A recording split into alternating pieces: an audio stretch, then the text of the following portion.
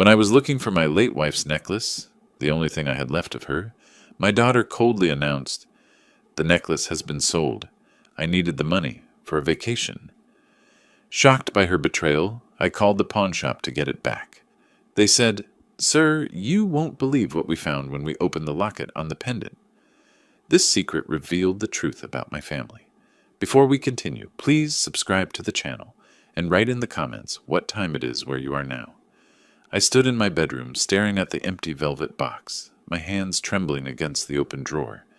The box sat there like an accusation, its cream satin interior holding nothing but the ghost of what should have been there, Eleanor's necklace, the gold chain with the heart locket she'd worn every single day for 40 years, gone.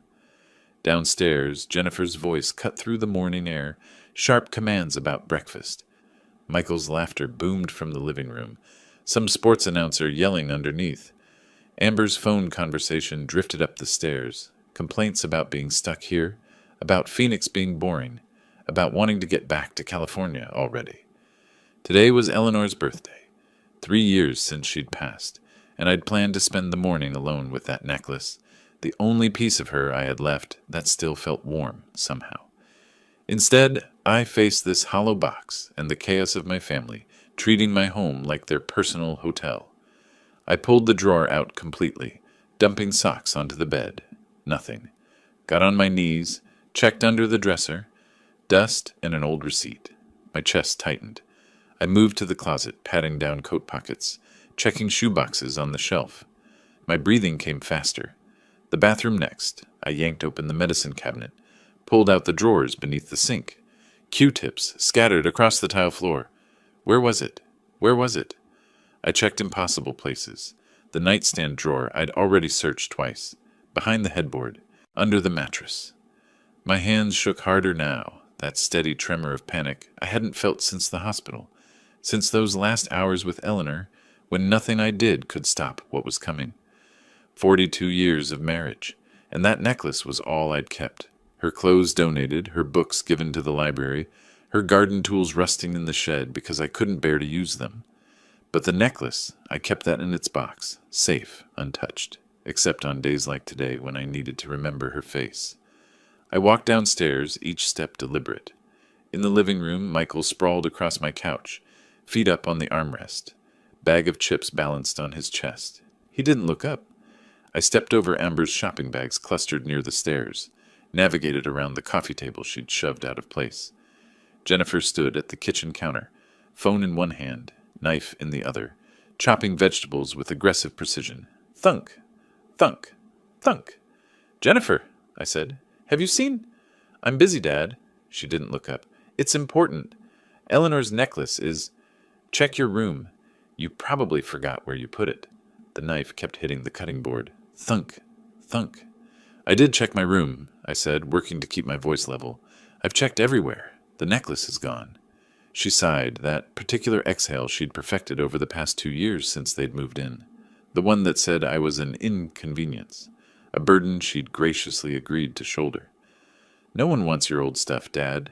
It was your mother's." My throat felt tight. "The only thing I kept." "Then you should have been more careful with it." I stood there watching her chop celery into violent little pieces, and something in my chest went cold. Not hot anger, cold, like the temperature dropping before a storm. "Jennifer, please!" I made myself say it quietly. "I need to know what happened to it." She finally stopped, set down the knife, turned to face me, and her eyes held no warmth at all. Hadn't in years, really, but I'd been fooling myself, hadn't I? Telling myself this was still my daughter, Eleanor's daughter, the girl who used to bring us dandelions from the yard. "Fine," she said. "I sold it. Dessert something pawn shop, over on Thomas Road." The words didn't make sense at first. Sold it. My daughter sold Eleanor's necklace. What? "We needed $800 for Hawaii.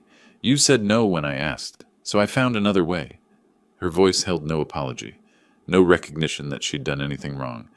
She picked up the knife again, resumed chopping. From the living room, Michael's voice drifted over, lazy and satisfied. "It was just sitting there, Wilbur. Eleanor's gone. Dead people don't need jewelry." He didn't even sit up to say it. Kept his eyes on the television, scratched his stomach, reached for another handful of chips. The casual nature of it somehow made it worse than if he'd been angry, confrontational. This was just obvious to him. Of course they'd sold it. Why wouldn't they? On the stairs, Amber laughed, that bright, empty sound of someone who finds genuine pain hilarious. "Grandpa, you're being dramatic. It's just a necklace. Mom got us an awesome vacation." I looked at her, really looked. 23 years old, Eleanor's granddaughter, and she had the same empty eyes as her mother. When had that happened? Or had I just been refusing to see it? "Your grandmother wore that every day for 40 years, I said quietly. Amber shrugged, already turning away, phone back to her ear. "Well, now someone else gets to wear it. Circle of life, or whatever." I stood in my kitchen in the house Eleanor and I had bought in 1985, the house we'd filled with 42 years of memories, and looked at these three people, my daughter, her husband, her daughter. They stared back with the collective expression of people waiting for an inconvenience to remove itself. I turned and walked to my bedroom, closed the door behind me with a soft click, sat on the edge of the bed. The empty velvet box sat on the dresser where I'd left it. I picked it up, opened it, closed it, opened it again, closed it. The mechanical motion calmed something in me. Or maybe it wasn't calm. Maybe it was something else entirely. My hands had stopped trembling. I sat there for a long time, the box resting on my knees, and felt something shift inside my chest. Not breaking. I'd broken 3 years ago when Eleanor died. This was different. This was a settling, a hardening, a clarity I hadn't possessed an hour ago. They'd sold Eleanor's necklace for a vacation. Jennifer had gone into my bedroom, into my private drawer, taken the one thing I treasured, and exchanged it for spending money. And Michael and Amber saw nothing wrong with that. Nothing at all. I stood, placed the box carefully back on the dresser, and reached for my phone on the nightstand. My hands stayed steady as I opened the browser and typed, "Pawn Shops Phoenix." My finger hovered over the phone screen, scrolling through the list of pawn shops scattered across Phoenix. The empty velvet box sat beside me on the bed, a small square witness to what I was about to do. My hand didn't shake anymore. That surprised me more than anything else from this morning. I started calling. The first shop, Lucky Star Pawn, didn't have it. The woman who answered sounded bored. The second shop, Cash Express, put me on hold for 6 minutes before telling me no. The third had closed permanently. The fourth didn't answer. I sat on my bed for each call, describing the necklace the same way every time. Gold chain, heart locket, inscription inside reads, "Forever, W&E. 14 karat. Bought yesterday, probably." Each time, I thanked them politely and moved to the next number. Jennifer's voice occasionally drifted up from downstairs, giving orders to someone. Michael's sports announcers provided a steady background rumble. I ignored it all. The sixth call went differently. "Desert Gold Pawn, this is Harold. I'm looking for a gold necklace with a heart locket," I said. "It was sold to you yesterday." A pause. "Oh yes, I remember that piece. Beautiful craftsmanship. Are you the husband?" My chest tightened. "I am. My wife passed 3 years ago." "I'm very sorry." His voice held genuine sympathy. "Sir, there's something you should know about that locket." I straightened. "What do you mean?" When I was examining it, the locket opened. There was a small note inside. The room tilted slightly. "A note? I didn't know it opened." I removed it carefully, didn't want to damage it. Has numbers written on it. Bank something. 40 years. 40 years of marriage, and I'd never known the locket opened. Eleanor had worn it against her skin every single day, and I'd never thought to look for a clasp, never tried to open it.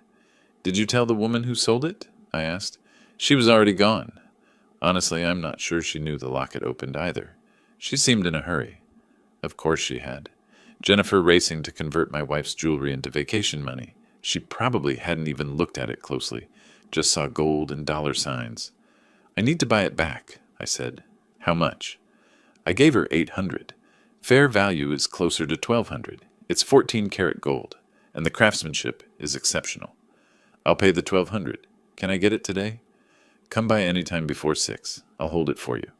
And sir," he paused, "I won't resell this to anyone else. It's yours." I thanked him, got the address, and sat for a moment looking at the phone in my hand. Eleanor had hidden something in that locket. A note with bank information.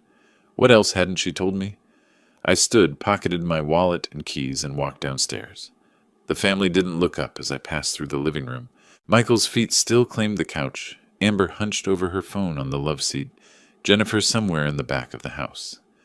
I walked out the front door into the November sunshine. The drive to Midtown took 30 minutes. I programmed the address into my phone's GPS and followed the calm voice through familiar streets, turned strange by purpose. Strip malls and auto shops and the occasional palm tree, Phoenix spreading out flat and beige in every direction. Desert gold. Pawn occupied a corner storefront between a nail salon and a tax preparation office. Bars on the windows, but clean bars. A neat sign. I parked in front and sat for a moment, hands on the steering wheel, preparing myself. Inside, the shop smelled like old leather and metal polish. Glass cases lined the walls, filled with jewelry and watches and cameras. A small man in his 50s stood behind the counter, gray hair neatly trimmed, reading glasses perched on his nose.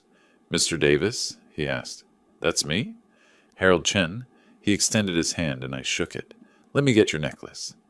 He disappeared into a back room and returned carrying a small bundle wrapped in soft cloth. He unfolded it carefully on the counter, and there it was. Eleanor's necklace, the gold catching the fluorescent light, looking exactly as I remembered it, looking against her collarbone every morning for 4 decades. "The young woman who sold it," Harold said quietly. "Early 40s, seemed in a hurry. Didn't want to negotiate. I gave her 800 because that's fair for the weight, but I knew immediately it was worth more." He paused. "She your daughter?" I didn't answer that, just pulled out my wallet and counted out $1,200 bills. Harold had already prepared the paperwork. He pushed a small envelope across the counter. "The note," he said. "I put it in here for safekeeping." "Thank you," I managed. "Take care of it this time," he said gently. I drove 3 blocks before I had to pull over. My hands were shaking again, emotion flooding back now that the task was complete and I was alone. I parked in a shopping center lot, truck facing the afternoon sun streaming through the windshield. The necklace felt heavier than I remembered. I held it up to the light, turning it slowly, looking for the clasp Harold had mentioned. There, so tiny I'd never noticed it before, a small indentation on the side of the heart. I pressed it with my thumbnail. The locket sprang open. Inside, rolled impossibly tight, a piece of paper no bigger than my pinky nail. I used my fingernails to extract it, unrolled it carefully against my thigh. Eleanor's handwriting, microscopic, but unmistakable. Bank of Arizona, box number 4782. I sat in my truck staring at those words until the sun shifted and the windshield glare became too much. Eleanor had a safety deposit box at Bank of Arizona, box number 4782, and she'd never told me. I drove home in a daze, parked in the driveway, walked past my family still planted in their same positions, like permanent fixtures, up to my bedroom. I stood at the window, watching the sun sink toward the horizon, the necklace clutched in one hand, the note in the other. What had Eleanor hidden from me, and why? That night, I didn't sleep.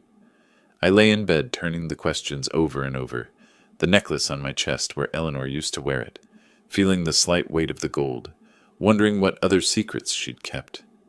Morning came slowly. I showered, dressed in my good khakis and a button-down shirt, and drove downtown to Bank of Arizona's main branch on Washington Street. The building rose 10 stories, glass and steel and intimidating. I walked through the revolving door into a marble lobby that echoed with quiet conversations and clicking heels. A young woman at the information desk looked up with a professional smile.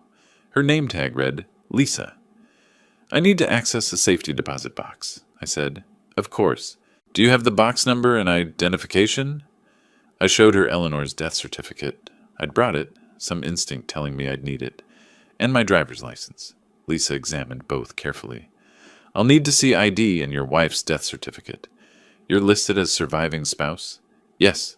Married 42 years. She typed information into her computer, nodding. The box was opened last in 2019. 6 years ago. No activity since. 2019. Eleanor had been diagnosed in early 2022. She'd set this up 3 years before she got sick, before either of us knew what was coming. My wife passed in 2022, I said. She must have set this up before. Lisa's professional mask softened slightly. Take all the time you need in the privacy room, Mr. Davis. I'll walk you through the process. She led me through a heavy door into a vault room, walls of metal drawers, each with 2 keyholes. Lisa used her key and the box number to slide out a long metal container. She handed it to me, heavier than I expected, and guided me to a small windowless room with a table and chair. I'll be outside when you're finished, she said quietly, and closed the door. I sat alone, the metal box on the table in front of me, and couldn't make myself open it. My hands rested on either side of it, feeling the cold metal, and I thought about Eleanor 6 years ago coming to this same room, putting something inside this box, locking it away without telling me. Finally, I lifted the lid. Stacks of cash. $100 bills in envelopes, organized with rubber bands. I counted quickly. $20,000 at least. Maybe more. And underneath it all, a sealed envelope. My name in Eleanor's careful handwriting. Wilbur. I picked up the letter, held it against my chest with my eyes closed. She'd known. Somehow, she'd known something was wrong. Known I'd need this. Known Jennifer would. My hands found the envelope seal. I broke it carefully, unfolded the paper inside. My fingers broke the seal carefully, the paper crackling in the silence of the privacy room. I unfolded 2 pages covered in Eleanor's handwriting, that neat, measured script I'd seen on grocery lists and birthday cards for 42 years. My breathing went shallow as I began to read. My dearest Wilbur, if you're reading this, I'm gone, and you've found what I've hidden. The first line hit me like a physical blow. Her voice came through so clearly I could almost hear it. That slight rasp she'd developed in her 50s, the way she'd pause between thoughts. I saved this money over 30 years. Small amounts from each paycheck you never noticed. Don't be angry with me for the secrecy. I did it because I love you and I know what's coming. I read faster, my hand trembling against the table's edge. Jennifer has always been difficult. Remember when she was 25 and demanded we pay for her wedding, then didn't invite your brother because he couldn't give an expensive gift? I saw her true nature then, the way she treats people as transactions, the way nothing is ever enough. I did remember. Eleanor had been upset for weeks, but I'd dismissed it as normal wedding stress, mother-daughter tension. I'd made excuses for Jennifer. After I'm gone, she'll see you as nothing more than a resource to drain. Michael will encourage it. He's always been a user. You know that, even if you won't say it. And Amber learns from her parents? I'm sorry to write these things, but you need to hear them. My jaw clenched. Eleanor had tried to warn me subtly over the years. Little comments I'd brushed aside as over-criticism, as a mother being too hard on her daughter. But she'd seen clearly what I'd refused to acknowledge. These savings are for you, my dear. $27,000 to protect yourself when you finally see what I saw. Don't let them turn you into a victim. You're stronger than you know. Be strong. Live for yourself. The house, the money, everything, it's yours. You worked for it. Don't let them take it out of guilt or obligation. I stopped reading, pressed the letter against my chest. 27,000. Plus what was in the box, I'd counted quickly, estimated over 20,000 more. Eleanor had saved nearly $50,000 without me knowing. How had I not noticed? All those years of her working night shifts at the hospital, picking up extra hours, and I'd thought it was just her dedication to nursing. The final paragraph. I wish I could be there to protect you, but I trust you'll know what to do when the time comes. You've always been thoughtful, methodical, careful. Use those strengths now. Don't be pushed around, and know that I love you more than anything in this world. Forever yours, Eleanor. I sat in that small room and reread certain passages. The wedding incident, the warning about Michael, the instructions to be strong. Every word felt like validation I hadn't known I desperately needed. Eleanor had seen everything, understood everything, and she'd prepared for this moment. I folded the letter precisely, placed it in my jacket pocket, over my heart. The cash stayed in the box, too much to carry safely, and I wasn't sure yet what I'd do with it. I stood, pushed the chair in, opened the door. Lisa looked up from her desk. All finished, Mr. Davis? Yes, thank you for your help. You're welcome. If you need to access the box again, just call ahead. I walked through the marble lobby, my footsteps echoing. Outside, afternoon sunlight hit me like a wall, harsh and unforgiving. I sat in my truck for 10 minutes, staring through the windshield at the parking garage's concrete wall opposite me, not really seeing it. Eleanor always having my back, even now, even from beyond. I touched the necklace under my shirt, felt the warm metal against my skin. The drive home happened on autopilot. Traffic lights, turn signals, merging lanes. At a red light on Central Avenue, I pressed my palm against the letter in my pocket. A horn blared behind me. The light had turned green. I drove forward, my mind processing everything I'd read. Home looked different when I pulled into the driveway. I sat watching through the front window before I got out. Jennifer on the couch, feet tucked under her, phone pressed to her ear, laughing at something. Michael sprawled in my recliner, Eleanor's 30th anniversary gift to me, the brown leather worn to the shape of my body. Amber at the kitchen table, bottles of nail polish scattered, cotton balls everywhere, painting her nails bright pink. My house, my space, occupied like conquered territory. I walked inside. Nobody looked up. Jennifer noticed the necklace first. The chain was visible at my collar where I'd tucked it inside my shirt. Her eyes fixed on it, and her expression hardened. "Is that Mom's necklace? You got it back?" I touched it protectively. "Yes." She stood, phone lowered. "Hand it over. We sold it. That makes it ours now. You can't just take it back." "I bought it back. Paid $1,200. Her face flushed. "With whose money?" "You're living on a fixed income. That's our inheritance you're wasting." Our inheritance. As if I were already dead. As if everything I owned already belonged to them. Michael pushed himself up from the recliner, moved closer. "Jennifer's right. You're spending money that should go to family." "It was my wife's necklace." "Your dead wife." He said it casually, like commenting on the weather. "You've got to move on, Wilbur. Face reality." "Reality." "Yeah, you're old. This house is too big for you anyway. Sign it over now. Save everyone the trouble later." I looked at him, really looked, saw the calculation in his eyes, the barely concealed eagerness. He wasn't even pretending anymore. None of them were. From the table, Amber chimed in without looking up from her nails. "Grandpa, you're being selfish. Mom and Dad need security. They live here rent-free. That's what family does. We take care of each other." "Is that what this is?" I asked quietly. "Care?" Nobody answered that. Jennifer crossed her arms. Michael's jaw worked like he wanted to say more.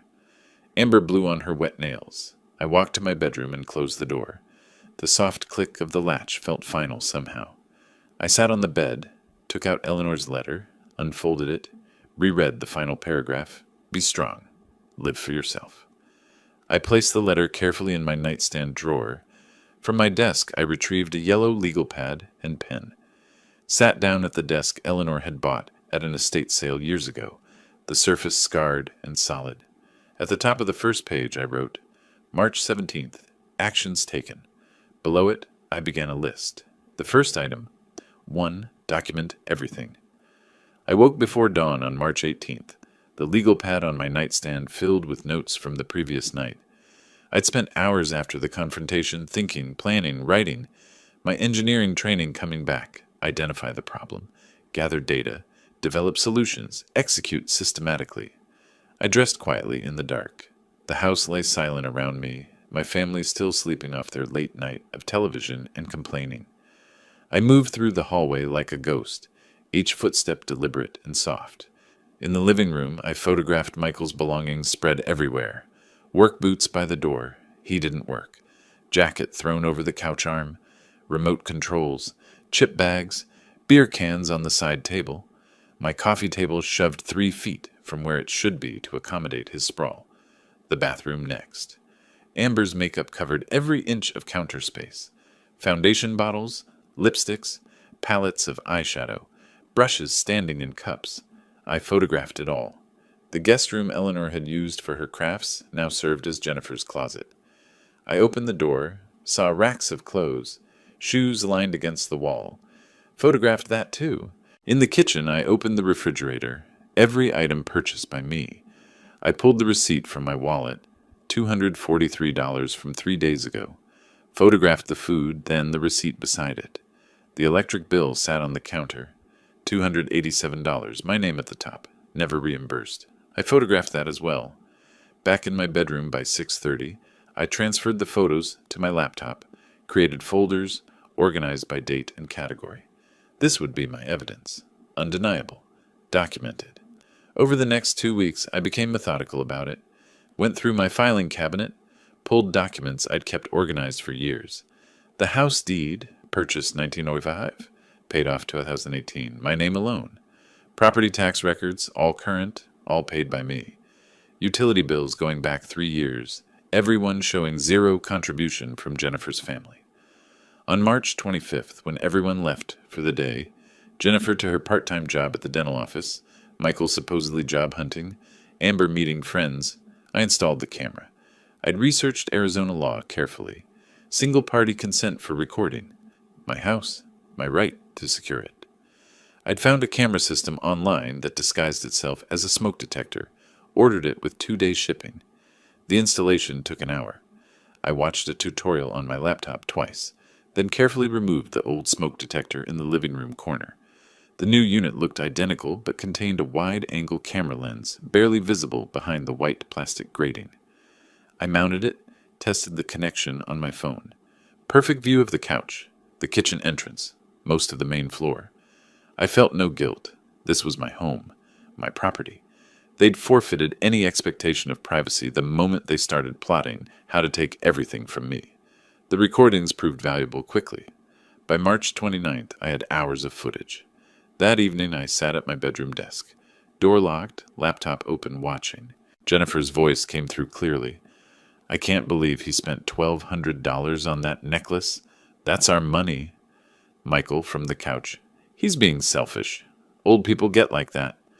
When this house is ours, first thing I'm doing is remodeling. This place is stuck in 1985. Might not have to wait too long. He's what, 67? How many years he got left, really? I saved the clip, labeled it carefully. Evidence 329, Inheritance Discussion MP4. Another clip from April 1st showed Amber on the phone with a friend sitting on the stairs. My grandpa is such a pain. He got all weird about my mom selling some old necklace. The friend's voice faint. Why'd she sell it? We needed Hawaii money. He wouldn't give it to us, so Mom took care of it herself. Honestly, I'll be glad when this house is ours and we don't have to deal with his drama. My face remained impassive as I watched. Saved the clip. Added it to the growing folder. The financial forensics took longer. I pulled 3 years of bank statements, spread them across my desk, created a spreadsheet. Every loan to Michael went into the document with dates and amounts. $500 for car repairs in May 2022. $1,200 for emergency dental in August 2022. $2,000 for an investment opportunity in November 2022. On and on, month after month. I added formulas. Watched the total climb. By the time I finished, the number at the bottom read, 18,500 Mauers. The actual repayment column contained nothing but zeros. I printed the spreadsheet, added it to my evidence folder. Found Jennifer's credit card statements mixed with my mail. She'd been using my address without asking. The Hawaii trip itemized clearly.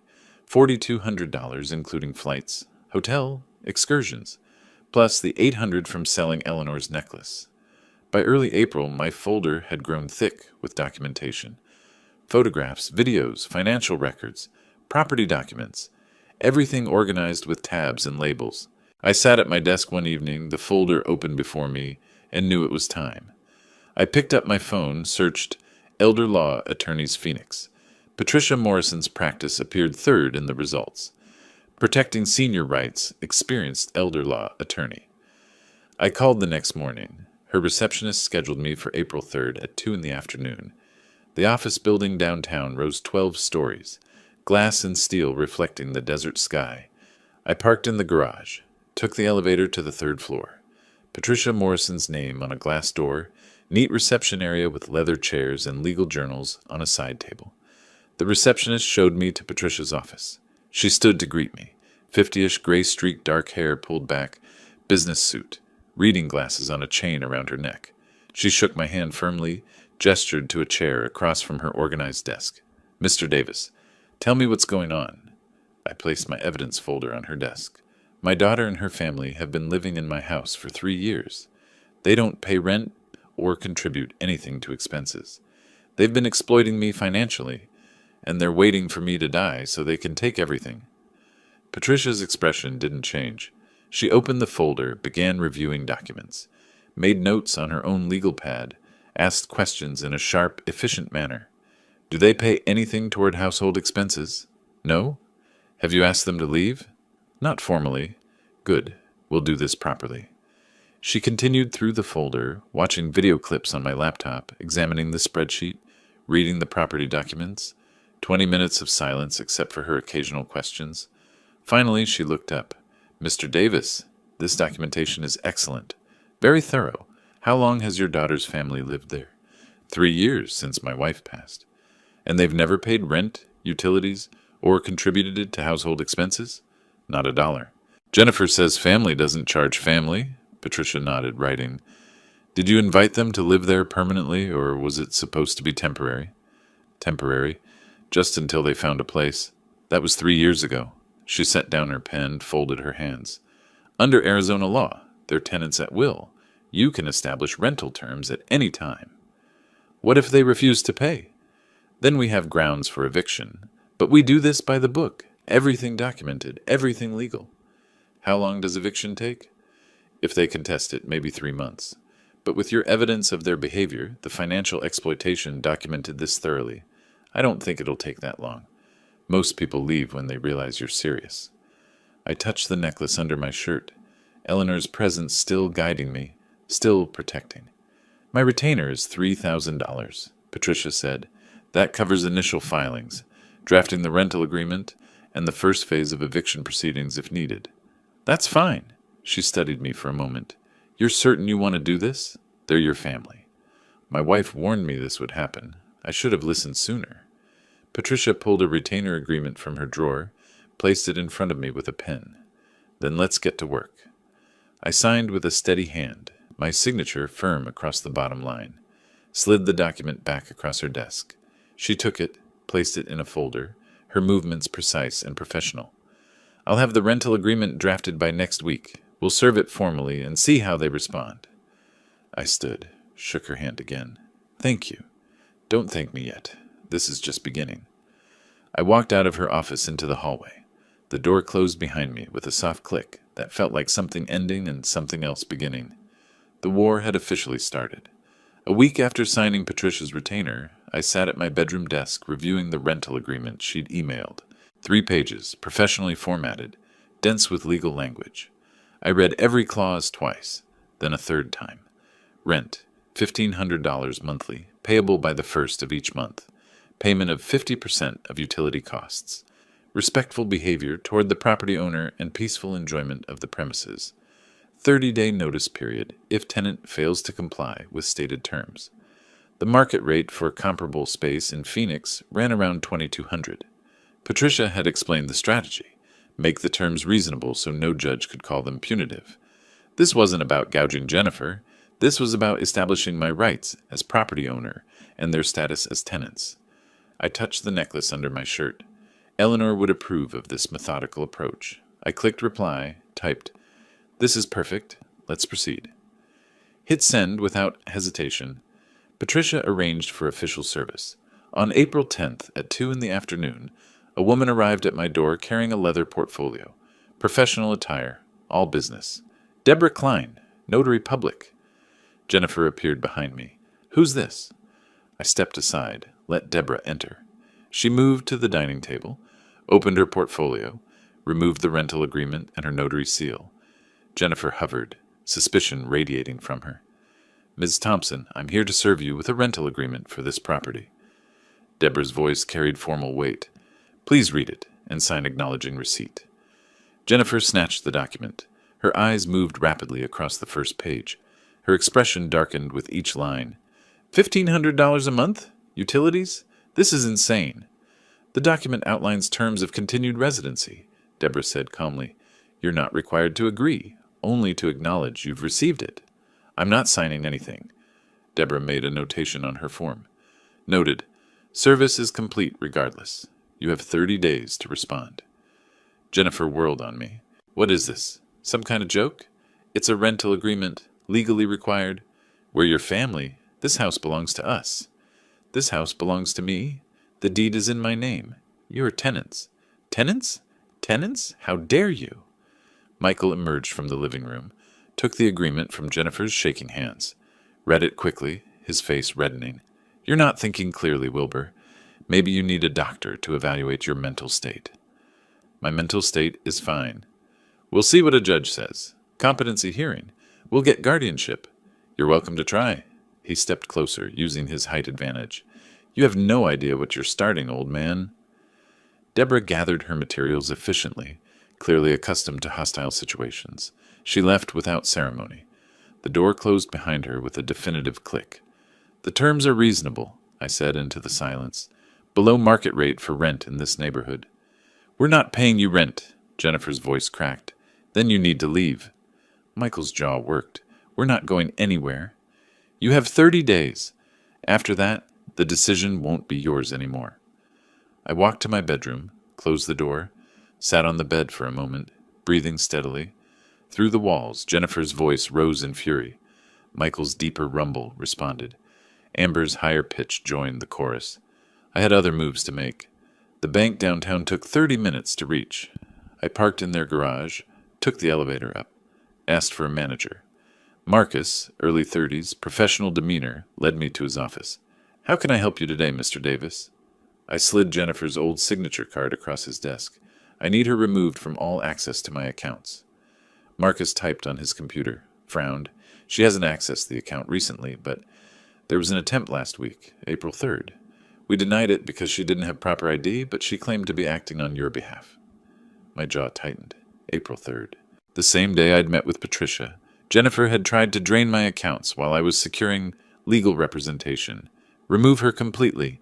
New passwords. New security questions. I'll flag the account for fraud attempts as well. Marcus made notes. Would you like documentation of the attempted access? Yes.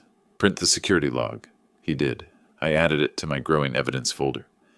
The next morning I met with Andrew Morrison, an estate specialist Patricia had recommended. His office occupied the second floor of a quiet building near Camelback Mountain. Andrew reviewed my existing will, everything to Jennifer, drafted 5 years ago, and set it aside, pulled out fresh documents. You're certain about these changes? Completely certain. I initialed each page. 3 beneficiaries: the Phoenix Homeless Coalition, the Memory Research Foundation, and the Arizona Elder Rights Advocacy Center. Organizations that did actual good in the world. Jennifer would receive nothing. Andrew witnessed my signature, applied his notary seal, sealed the document in an envelope, handed me a copy. Effective immediately, Mr. Davis. Thank you. Back home, I avoided the living room where my family congregated, heard Jennifer on the phone. I know, Mom's lawyer might help. I didn't know Eleanor's family attorney, but I doubted he'd take Jennifer's side once he understood the situation. The next few days, I documented everything. Michael accidentally blocking me in hallways. Jennifer going through my mail. I found several pieces opened and refolded, hidden in the kitchen drawer under dish towels, including Patricia's letter with detailed legal strategy. Federal crime, mail tampering. I photographed the violated envelopes, the hiding place, everything. April 14th, evening. I tried leaving my bedroom for dinner. Michael leaned against the wall directly outside my door. Excuse me. He didn't move. We need to talk about this rental nonsense. Move, please. He shifted slightly. Not enough. What if I don't? I'll call the police. He laughed. For what? I'm standing in a hallway. He eventually moved, but the message was clear. The hallway camera captured everything. His deliberate positioning, his refusal to move, his threatening posture. That same night, he escalated further. I was making tea in the kitchen when he entered, getting too close, invading my space. When I tried to step around him, he shoved me.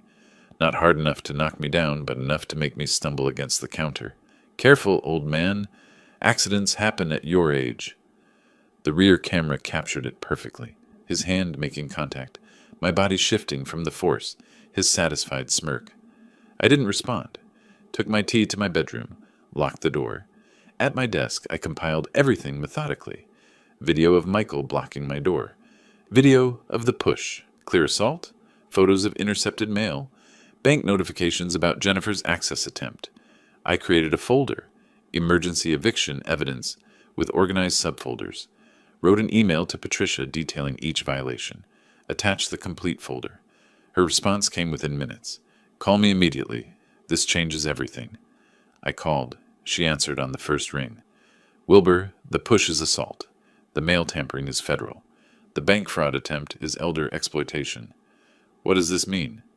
It means we're not waiting 30 days. I'm filing for emergency eviction based on domestic violence and financial abuse. How fast? Court hearing within 2 weeks. Bring all your evidence. They're going to regret escalating this. April 15th. Another notification from my bank appeared in my inbox. Jennifer had made a second attempt to access my account, this time claiming I'd granted her power of attorney. The bank denied it, flagged it as potential elder fraud. I forwarded the email to Patricia. Subject line, escalation. Message body, one word, more ammunition. I clicked send, watched the confirmation appear, closed the laptop slowly.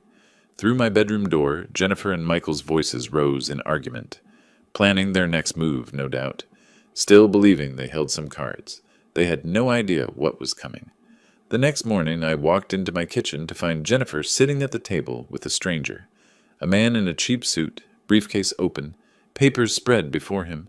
Jennifer's eyes were red-rimmed, tissues crumpled in her fist. She looked up. Dad, this is my attorney, Mr. Carlson. We need to talk. Robert Carlson stood, extended his hand. I shook it, but remained standing.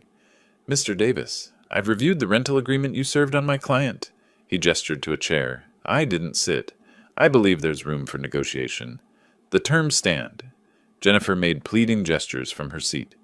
Carlson glanced at her, then back to me. Sir, may I speak frankly? He didn't wait for permission. You're well within your rights.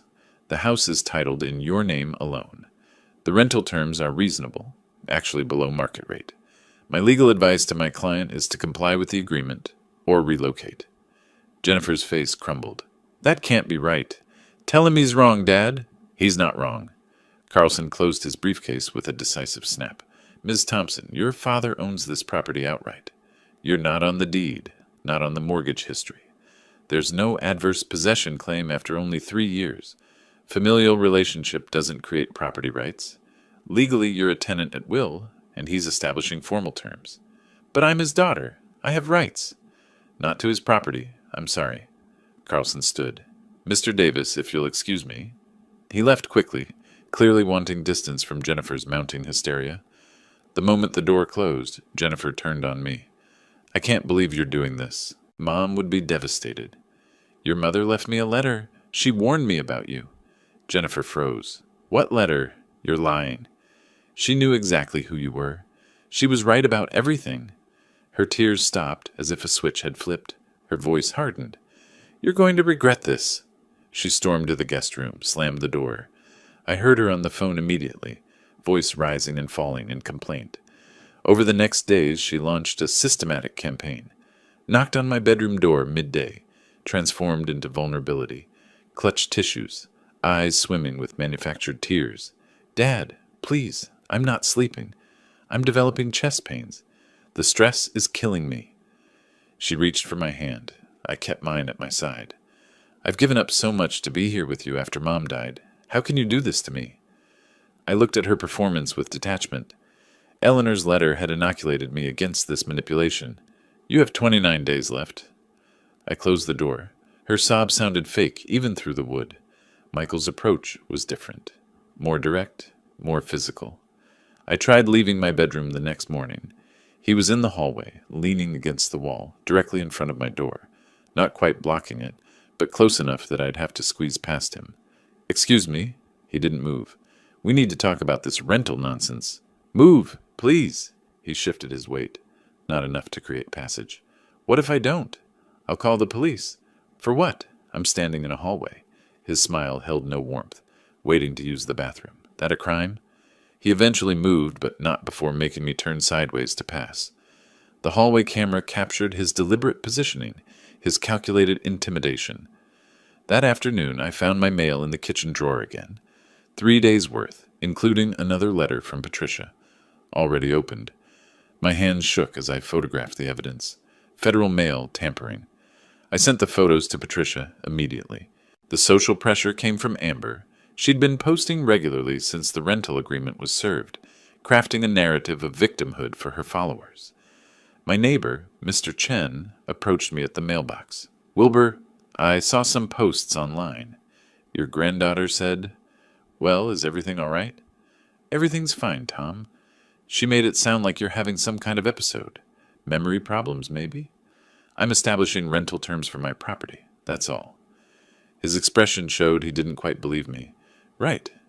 Well, if you need anything—" He walked away quickly, leaving me standing alone with my mail. Across the street, Mrs. Patterson saw me, turned, and went inside without her usual wave.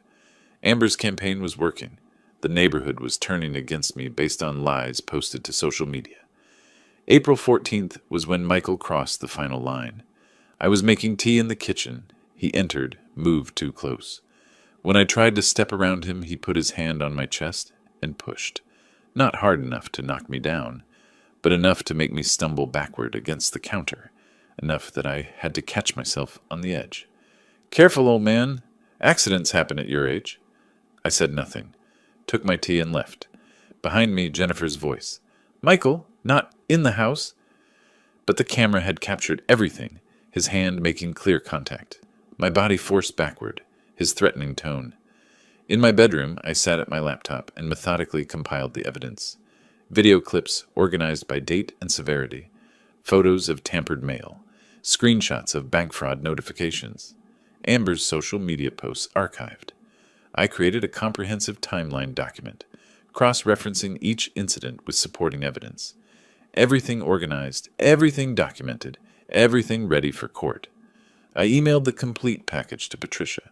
Her response came quickly. "Perfect timing. Emergency hearing is scheduled for May 2nd. 2 weeks away. They won't know what hit them." That same afternoon, another notification arrived from my bank. Jennifer had attempted to access my account again, claiming I'd granted her power of attorney. The bank denied it, flagged the account, contacted me to verify. I called them immediately, confirmed the fraud attempt, requested full documentation. They sent it within the hour. I forwarded it to Patricia with one word in the message body. "More ammunition." Her reply, "This is textbook elder financial exploitation. Combined with the assault and mail tampering, we have an overwhelming case. Start packing their belongings mentally. They're done." I stood at my bedroom window watching the sun sink toward the western mountains. Phoenix spread out below in the amber light, the city where Eleanor and I had built our life together, where we'd raised Jennifer, bought this house, worked and saved and planned for a future we'd thought would be peaceful. In the living room, I could hear my family arguing, Jennifer's voice sharp with panic, Michael's defensive rumble, Amber whining about having to move. They still thought they were winning, still believed their tears and threats and social media posts would force me to capitulate. They had no idea the trap had already closed around them. I touched Eleanor's necklace through my shirt, felt the warm gold against my skin, and allowed myself the smallest smile. 2 weeks until the hearing, 14 days until justice arrived. I could wait. 2 weeks later, I sat in a courtroom watching Judge Margaret Stone review documents at her bench. The emergency hearing had arrived. Patricia sat beside me, 2 accordion folders on the table before her. Across the aisle, Jennifer huddled with Carlson and Michael, all 3 avoiding my gaze. Judge Stone looked up, steel gray hair framing sharp eyes that had clearly seen through countless family disputes. "I've reviewed the evidence submitted by Ms. Morrison. The videos are particularly disturbing." Carlson stood. "Your Honor, this is a family dispute. Emotions are running." "Mr. Carlson, assault is assault, regardless of family relationship, and the mail tampering is a federal offense." The judge's voice cut through his excuse. "I'm issuing a temporary restraining order. Mr. Thompson will maintain a distance of at least 10 feet from Mr. Davis at all times within the shared residence. Any violation will result in immediate arrest." Michael nodded reluctantly, jaw tight. "The full eviction hearing is scheduled for July 2nd. Mr. Davis is within his rights to establish rental terms or request vacation of his property." Patricia leaned close as we stood. 2 months, but we're winning. The family returned home that afternoon. The restraining order changed nothing fundamental. Michael kept his distance physically, but the hostility remained thick as smoke. They refused to pay the $1,500, ignored every communication from Patricia. They were squatting in my house, betting I'd give up. Mid-May, I made a decision that surprised even Patricia. I want to sell the house. Silence on the phone then. Wilbur, that's radical, but strategically brilliant. Remove the asset they're fighting over. Exactly. She recommended Robert Santos, a real estate agent who handled difficult situations professionally. He arrived May 20th at 10 in the morning carrying a leather portfolio and digital camera. Mr. Davis, let's see what we're working with. I walked him through. He photographed each room, living room with family clutter pushed aside, kitchen dated but functional, bedrooms showing wear. He measured with a laser device, made notes on a tablet. Jennifer watched from the hallway, arms crossed, suspicious but not yet understanding. In the backyard, Robert measured the fence line. Jennifer stormed out. "Who are you? What are you doing?" Robert remained professional. "I'm a licensed real estate agent conducting a property assessment." She turned to me on the patio, face draining of color. "Dad, what's going on?" "I'm selling the house." No, you can't." She advanced, then stopped, remembering the restraining order applied to Michael, calculating whether it applied to her. "This house is ours. I grew up here. It's my house, my name on the deed, my decision." Robert finished his measurements, thanked me quietly, left Jennifer standing in the yard looking stricken. The next day he called with his assessment. "The property is in good condition. Some cosmetic updates would help, but it's marketable as is. I'd list at $385,000.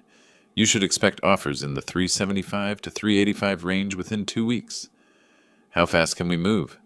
"List it tomorrow. With the Phoenix market, you'll have offers by the weekend. Do it." A week later, Robert returned with a company truck and assistant.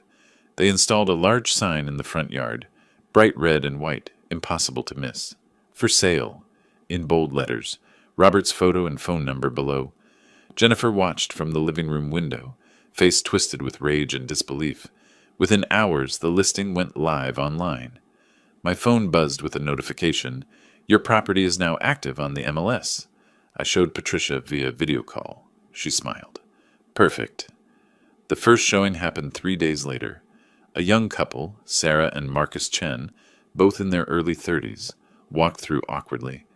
I'd retreated to my bedroom, but I could hear them moving through the house. Jennifer's family stayed put, glaring at the intruders. Michael deliberately sprawled on the couch, making them uncomfortable. The young woman's voice drifted down the hall. "Are the current occupants included?" Robert's diplomatic response. "The property will be vacant at closing." Despite the hostility, they were interested. Robert called me that evening. "They're making an offer, $383,000. $2,000 under asking, but they're pre-approved and want a fast close." "Accept it." "You're sure? You don't want a counter for the full asking price?" "Speed matters more than $2,000. Accept it." Meanwhile, Jennifer made desperate attempts to build a defense. I watched from my window as she approached Mrs. Patterson on the sidewalk. Their voices carried across the yard. "Mrs. Patterson, I need your help. My father is trying to evict us. Can you testify that I've been caring for him?" Mrs. Patterson's discomfort was visible even from a distance. "Oh dear, I'm not sure I can do that. You've seen me here. You know I take care of him." "Jennifer, honey, I've seen you and your family living in his house. I haven't seen much. Caring, if I'm honest. You don't understand the situation." "I think I understand it just fine." Mrs. Patterson walked away quickly. Jennifer tried 2 more neighbors with similar results. Nobody would testify to something they hadn't witnessed. Late May, I met Robert at a coffee shop to finalize the acceptance. He spread the purchase offer across the small table, multiple pages of legal documents, pointed to signature lines highlighted in yellow. Initial here, here, and here. Sign at the bottom. I picked up his pen, a heavy silver instrument, initialed 3 pages carefully, signed my full name on the acceptance page. Wilbur Davis. My signature was firm, unhesitating. Robert countersigned as agent, slid the documents into his portfolio. "I'll submit this to their agent today. Closing is scheduled for August 15th. We shook hands. As I walked out into the bright June sun, my phone buzzed. A text from Patricia. July the 2nd is 3 weeks away. Are you ready? I typed back one word. Yes. I woke before dawn on July 2nd, dressed in the dark suit I'd worn to Eleanor's funeral 3 years earlier. Straightened my tie in the mirror, seeing my own face older now, harder somehow. I touched the necklace under my shirt, felt the warm gold through the fabric. Today was the day. Patricia met me in the courthouse hallway at 9. She wore a sharp business suit, carried those same accordion folders, now even thicker with evidence. We have everything we need, she said. Video evidence, financial records, medical documentation, witness statements from neighbors. Jennifer arrived moments later with Carlson, Michael, and Amber. We sat on opposite sides of the hallway, not speaking. The silence felt appropriate. At 10, we filed into the courtroom. Judge Stone took her bench, reviewed papers briefly, looked up. Ms. Morrison, you may proceed. Patricia stood at the podium. A screen had been set up for video presentation. She played the clip of Michael pushing me against the counter. The judge leaned forward, watching intently. This was recorded April 14th, the day before we filed for emergency relief. She switched to the financial spreadsheet. These are documented loans totaling $18,500 over 3 years, not $1 repaid. Next came my medical records. Blood pressure 152 over 95, documented stress-related symptoms. Physician notes indicate patient reports, hostile home environment. Each piece built an undeniable narrative. Carlson stood when Patricia finished, attempted to humanize Jennifer. Your Honor, my client has been living in her childhood home. There was an understanding, Judge Stone interrupted. Was there a written agreement establishing this understanding? No, but verbal agreements about property occupation need to be formalized. Mr. Davis attempted to do exactly that with the rental agreement. Your client refused. She gestured for him to sit. I've heard enough. The courtroom went still. I've reviewed all submitted evidence. The financial exploitation is clear and documented. The video evidence shows a pattern of intimidation and harassment. Judge Stone looked directly at Jennifer. Ms. Thompson, you were given reasonable rental terms.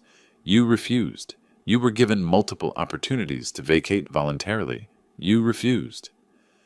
Jennifer's hands gripped the table edge. I'm granting the eviction. You have 30 days until August 1st. If you're not out by then, the sheriff will execute the order. Jennifer started crying. Michael stared straight ahead, stunned. Amber reached for her phone before the bailiff cleared his throat, meaningfully. Outside the courtroom, Jennifer approached me in the hallway. Her face was blotchy, mascara smeared. Dad, please don't do this. We'll change. We'll pay the rent. It's too late for that. Where are we supposed to go? That's not my problem anymore. How can you be so cold? We're your family. I looked at her, really looked, seeing Eleanor's features in her face, but none of Eleanor's warmth. You had 3 years after your mother died to act like family. You chose to act like parasites instead. She recoiled as if I'd slapped her. Patricia touched my arm. Wilbur, we should go. The sale moved forward on its own timeline. Mid-July, a home inspector walked through with Sarah and Marcus Chen following. Jennifer's boxes were already stacked in corners, the reality of departure setting in. The inspector checked electrical panels, plumbing foundation. Water heater is older, roof has maybe 5 years left. Nothing major. Sarah asked me quietly, Have you lived here long? 40 years. Built most of the deck myself. Marcus smiled. It's a good house. Solid. It deserves a family that will appreciate it. Sarah understood what I wasn't saying. We'll take good care of it. That's all I ask. July 19th, one day before the deadline. A rental truck appeared in the driveway. I stayed in my bedroom, door closed, listening to the sounds of departure. Furniture scraping across floors, boxes thudding, Jennifer's voice giving sharp orders, Amber complaining about heavy lifting. Neighbors watched from their yards, witnessing the family's exit. A knock on my door. I opened it. Jennifer stood there, exhausted, defeated, covered in sweat and dust. Are you happy now? You got what you wanted. I didn't want this. You forced it. I'll never forgive you. I don't need your forgiveness. I have Eleanor's approval. That's enough. Her face hardened. I hope you're satisfied. I'm not satisfied, but I'm free. She turned away. Minutes later, the truck's engine roared to life. I watched from my window as it pulled out of the driveway, taking my daughter away perhaps for the last time. The house felt different immediately, lighter. The air moved more freely. I walked through the empty rooms as evening light slanted through windows. Every footstep echoed. In the living room, deep scratches scored the hardwood where the couch had been dragged. The master bedroom had a fist-sized hole in the wall, Michael's anger leaving its mark. The kitchen counter was stained. A cabinet door hung crooked. I photographed everything with my phone, narrating quietly. July 19th, 6 p.m., documenting condition after occupant's departure. I wasn't planning to pursue them for damages. I'd already won. But the documentation felt necessary. Final proof of who they really were. Standing in the center of the living room, I held my phone displaying the trail of destruction. Gouged walls, stained floors, broken fixtures. I didn't feel angry looking at these images. I felt validated. Eleanor had been right about everything. Her letter had prepared me for this moment, for these people wearing familiar faces but empty of love. Through the front window, the for sale sign stood in the yard with a red sold rider attached at the top. 4 weeks until closing. 4 weeks until I left this house forever. I touched the necklace one more time, then walked to my bedroom to begin my own packing. The quiet was extraordinary. After 3 years of chaos and voices and demands and hostility, the silence felt like a gift. I was free. 3 days after the family left, I sat at my laptop in the empty house, browsing real estate listings in Scottsdale. The silence echoed around me, footsteps, breathing, the click of keys, all amplified by absence. My packed boxes lined the walls, a lifetime compressed into cardboard.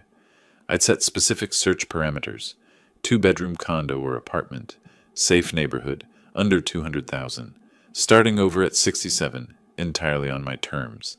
The first property I viewed felt wrong, too modern, all glass and steel, no warmth.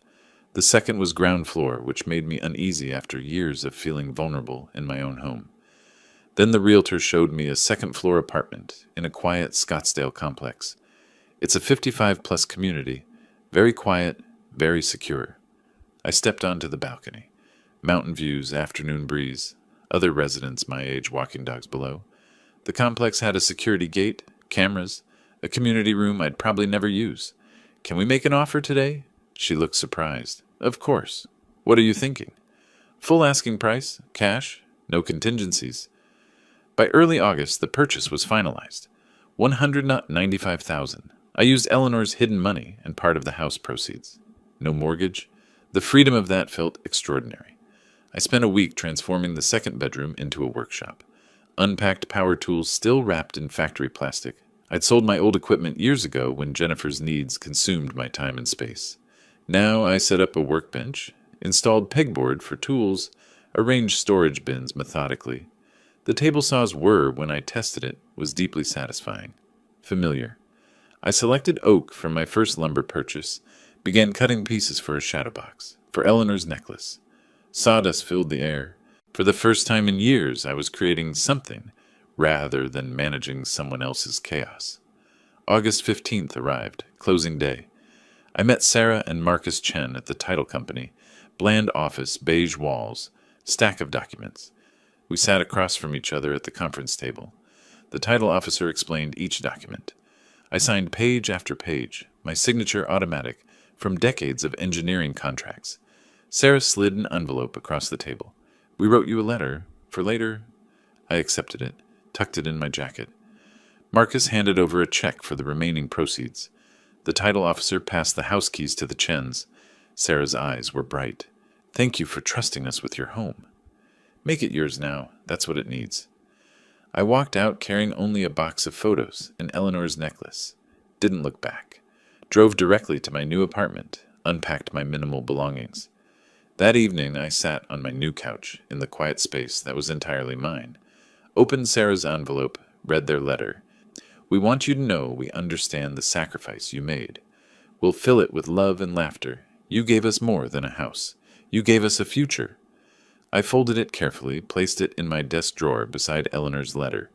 2 messages of hope from 2 different sources. Meanwhile, I'd opened a new bank account at a different institution. Transferred approximately $210,000 after all purchases and expenses. Set up automatic payments for utilities, HOA fees. Everything organized with the precision I'd once applied to engineering projects. For the first time in years, I reviewed my accounts without anxiety, without wondering what Jennifer had taken or Michael had borrowed. She tried calling me. I watched her name appear on my screen, let it go to voicemail, didn't listen. Another call. Another. I opened my settings, scrolled to block contact. Confirmed. A text from a different number. Michael's.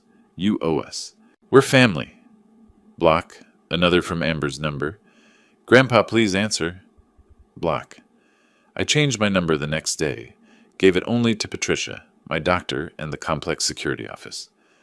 Late August, a knock on my apartment door. I looked through the peephole. Jennifer stood there, looking exhausted, desperate. Dad, I know you're in there. Please, we need to talk. We made mistakes, but we're family. I backed away silently, sat in my armchair. Her voice continued, muffled through the door. We're struggling. We can't afford... Please, Dad. More knocking. A door opened down the hall. A male voice. Ma'am, if you don't leave, I'm calling security. Jennifer. This is my father. He's not answering. You need to go. Footsteps retreating. Finally silence. I felt no guilt. I felt free. That evening I stood in my workshop working on the shadow box.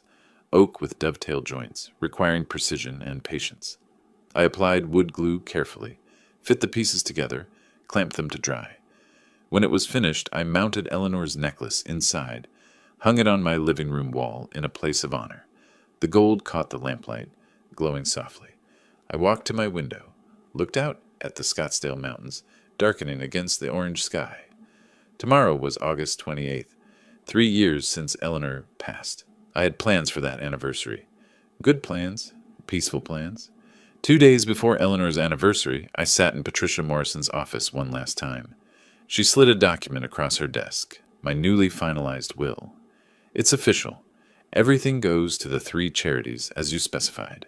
Your daughter is explicitly excluded with an explanation that she's already received what you consider her fair share during your lifetime.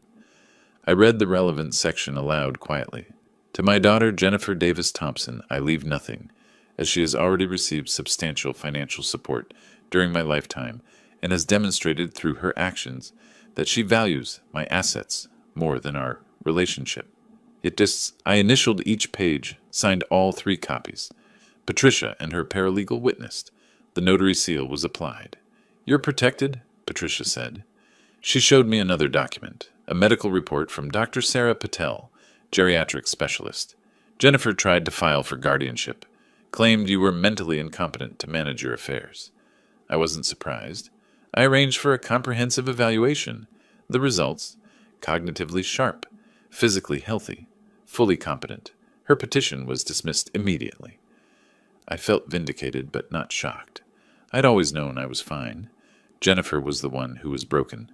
Patricia handed me another letter. This came from Carlson yesterday, requesting family mediation to repair relationships. I read it once. The desperation was transparent. Jennifer needed money, hoped reconciliation might lead to some inheritance. No, I said simply. I'll draft a response declining. The matter is closed. Thank you, Patricia. For everything, she smiled. It was my pleasure, Wilbur. You deserve justice.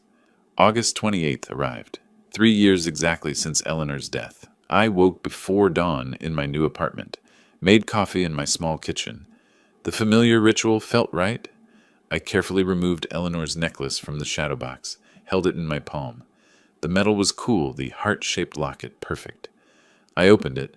The tiny space where her note had been hidden was empty now, but I remembered every word. I sat in my armchair, necklace in one hand, her letter from my desk drawer in the other. Read it again. Be strong. Live for yourself. I did it, Eleanor, I whispered to the quiet room. I'm free. Tears came, not from sadness, but release. She'd saved me even after death, given me permission to choose myself over obligation. You were right about everything. Thank you for not giving up on me. I returned the necklace to its place of honor on the wall, where it caught the morning light. That afternoon, I met Dennis Morrison at a Starbucks in Scottsdale, an old friend from my engineering days, someone I'd lost touch with when Jennifer's family consumed my life. He was there first, gray hair, warm smile. We shook hands, the gesture turning into a brief hug. "I tried calling you a few times over the years," Dennis said as we sat with our coffee. "Always went to voicemail." I was occupied. My daughter and her family moved in after Eleanor died. Understanding dawned in his expression. "Ah, that kind of occupied."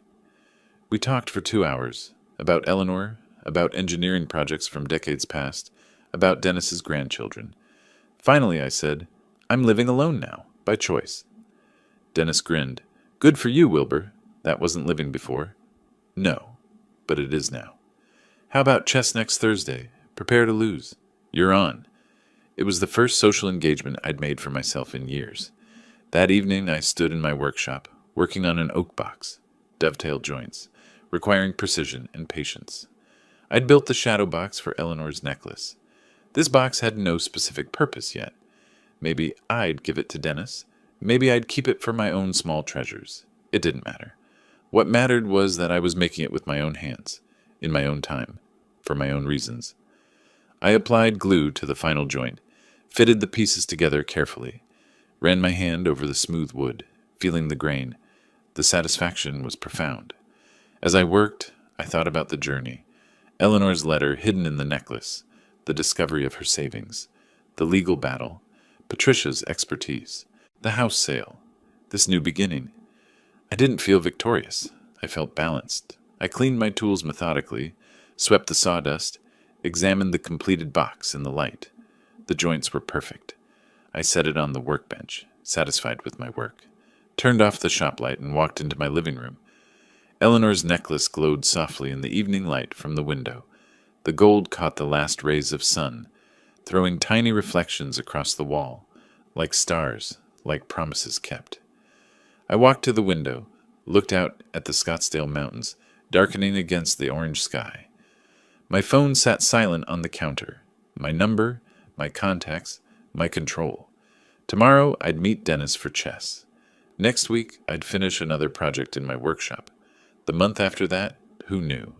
The future was unwritten, and for the first time in years that felt like freedom rather than fear. I touched my shirt where the necklace used to rest against my chest. It was on the wall now, visible, honored, but no longer armor. I didn't need armor anymore.